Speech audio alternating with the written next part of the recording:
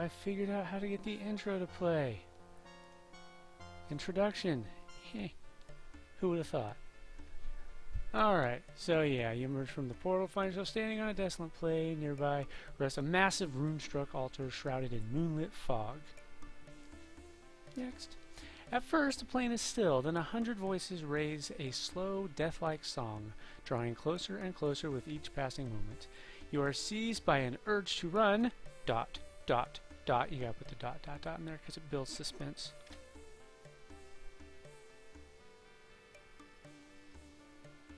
But you have no place to go. Look, he's a bunch of gargoyles. But these guys have wings. Before you can offer a protest to the creatures who surround you, scaly claws grasp your body. You couldn't even offer them a protest, man. That's lame. See, and just so you know, that face is not the face that I chose. It's that face no matter what you picked. Even if you're a girl, that's what you look like in this little scene. Notice the two moons. Two moons there. With unearthly strength, the monsters bind you to the altar stone. And, you're tied down. And, oh my gosh. Oh, look. A stately winged nightmare steps forward. He's got a little book, got a knife, and wraps a velvet-covered, brass-bound book and recites from it in a formal, stilted tongue. Shouts and jeers explode from the masses as the priest slams shut the book. In his hand, a malignant dagger drips with moonlight. It's not actually dripping with moonlight, that's just an expression. You close your eyes, a dying scream, certainly your own, curdles the air, and obviously whoever made this little cutscene got their timing off. Wonder what's going to happen. Cat calls, the dagger, a scream, death. Pandemonium, shrieks of rage, of terror. From the inevitable, an impossibility emerges. You are still alive. Now, through it all, I have to ask a question. Anyone who's played the Ultimate Series before has to ask this question. What difference does it make if they kill me or not? I'm just going to respawn in front of British's throne. That's what always happens. Boom! And I don't know if you can see it, but there's a little crossbow bolt sticking out from his forehead there. Silent red light fills the darkness. There is the wooden clack of a crossbow, and a violet fletched rose blooms in the priest's barren forehead. That's not really a rose. Again, that's just an expression. And there's my buddies. That's Dupre, Shamino, and Yolo, from left to right. Friendly faces vault from a newborn Moongate, while a rain of quarrels holds the furious mob at bay. I don't know about British, but crossbows don't shoot that fast. Just saying, dude. It wasn't a rain of quarrels unless there was an army of YOLOs. Alright, the Knight Dupre's sword flashes twice in the darkness, slicing away your bonds, which is interesting because in Ultima 7, Dupre is newly knighted, but he's already a knight in 6, and 7 presumably takes place after 6. So, yeah, it's a little odd there. And then they disappear. Whoop. Quickly, old friend, to the gate! Accompanied by the swordsman Shamino and a grinning, crossbow-wielding Yolo the Bard, Dupre thrusts a spare sword into your hand. Snatching the fallen priest's book, Yolo dives into the redness with Shamino at his heels. The howling throng surges forward, all of one terrible mind. The gate wanes rapidly as you and Dupre charge through, but not rapidly enough. From the mob's vanguard, 3 of the abominations scramble toward the gate. Driven by fury, the creatures hurl their bodies into the portal's last handspan of light.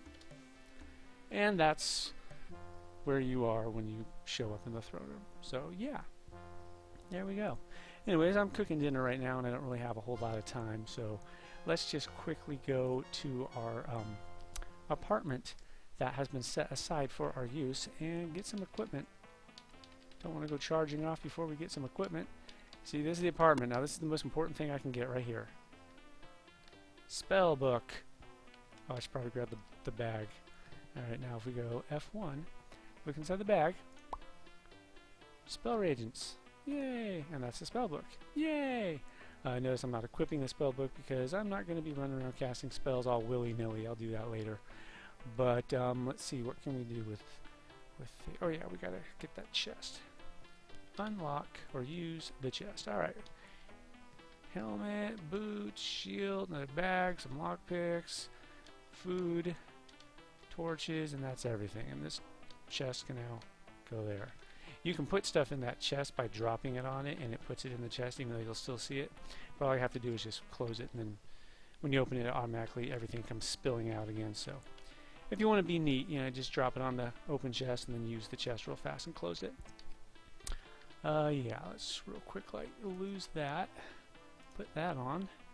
I don't need the shield. I got lots of meat. Generally, I like to organize things like, for example, Shimino is generally food bitch. Let's see, I want to move meat portions to Shimino, bread to Shimino. Oh wait, wasn't Shimino carrying a bunch of stuff? Yes, he was. Okay, he has just enough to carry. Yeah. So yeah. So anyways, this is your apartment. This is British's apartment right here. Let's go inside and make a mess on the floor.